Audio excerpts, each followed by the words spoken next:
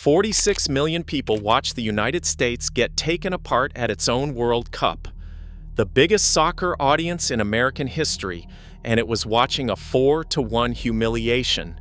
And then the country's greatest ever player went on television and said, quote, "They would have had to drag me off the field." That is Landon Donovan aiming at Christian Pulisic. But here is what almost nobody has pointed out. Donovan was once thrown out of a World Cup squad for the exact thing he is accusing Pulisic of. Start with the number because the number is the reason this exploded. On Monday, July 6th in Seattle, Belgium beat the United States 4-1 and knocked out the last of the tournament's 3 host nations. Per final Nielsen data, Fox averaged 33.1 million viewers. Telemundo, the Spanish-language network, averaged another 12.9 million. Combined, 46 million. 46 million.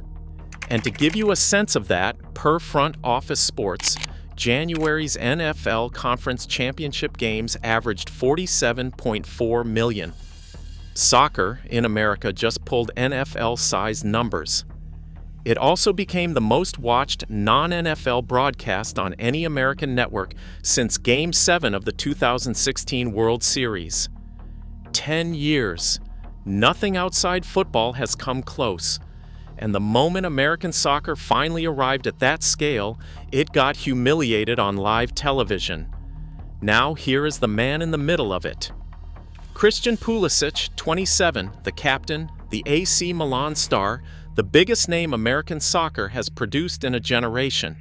His tournament, 0 goals, 1 assist, 4 appearances, all of them wrecked by injury, with a calf problem forcing him out of parts of all 3 group games. Then against Belgium, in the 59th minute, he twisted his ankle in a challenge with Yuri Tielemans, and he came off. His team losing at home in front of 46 million people. And that is when Landon Donovan lit the fuse. Donovan is the most famous player in the history of American soccer, and he now works as an analyst for Fox. Speaking on his podcast, Unfiltered Soccer, he said this, and I want to give you his exact words, quote, "He came out of a World Cup knockout game at home with his legs still intact, because you would have had to drag me off the field. And I would have punched the doctor in the face and said, 'You're not taking me off the field. Put whatever you need to put in me, and I'm staying on the field.' With his legs still intact." Read that again. That is one American icon accusing another of walking away, and Donovan was only getting started. He called it, quote, "a day of receipts." He said Pulisic had scored 1 goal since December and had not played well for the national team or for Milan. Then he escalated, and this is the part that turned criticism into war.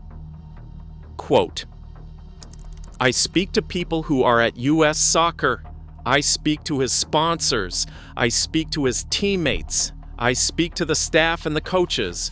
People are fed up with the way things are handled around him. Fed up, not with Pulisic's football, per Donovan, with the people around him. Donovan went after the way Pulisic's camp operates, and he named his family as part of the problem. He said Pulisic needs to, quote, 'man up and get media training.'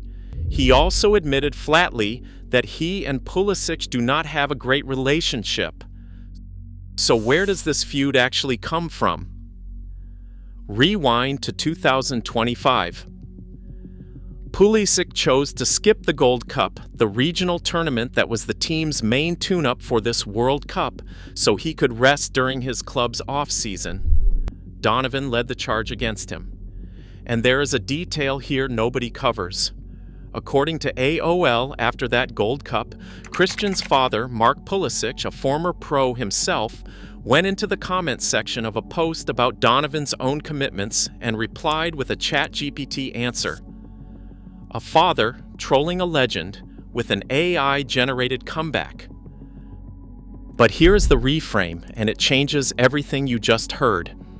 Because in 2014, Landon Donovan took a sabbatical, a break, time away from the game. and he was left off the United States World Cup roster altogether. He did not go.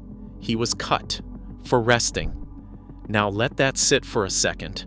Pulisic's original sin in Donovan's telling was resting instead of playing the Gold Cup, and the man prosecuting him was once dropped from a World Cup squad for doing the same thing. It goes deeper. In 2006, when the United States crashed out of the World Cup in the group stage, Landon Donovan, then 24, was the man they blamed. He was the scapegoat. And the former USA forward Herculez Gomez went on ESPN's First Take and said it out loud. Quote, Landon had a situation in 2006 where he was used as one of the scapegoats for that disastrous World Cup campaign. He knows exactly what Christian Pulisic is feeling right now. Gomez's argument. Pulisic is being scapegoated for a collective failure, and Donovan of all people should recognize it. And Donovan knows. He said so himself. Quote, I have been in his shoes. I know the feeling. The feeling is identical. He said that experience led him to therapy. So he is not blind to the parallel. He is standing in it.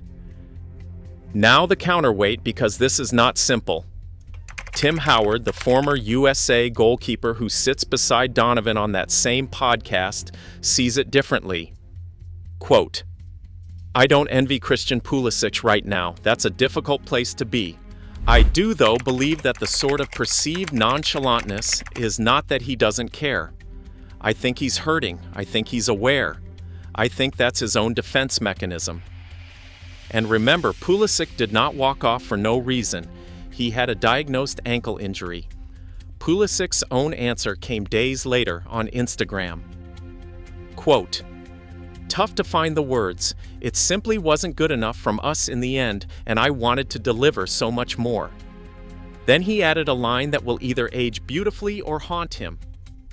Quote, it's just the start for us and for this sport in America. He might be right. Because here is the last number, and it is the one that should scare every other American sport.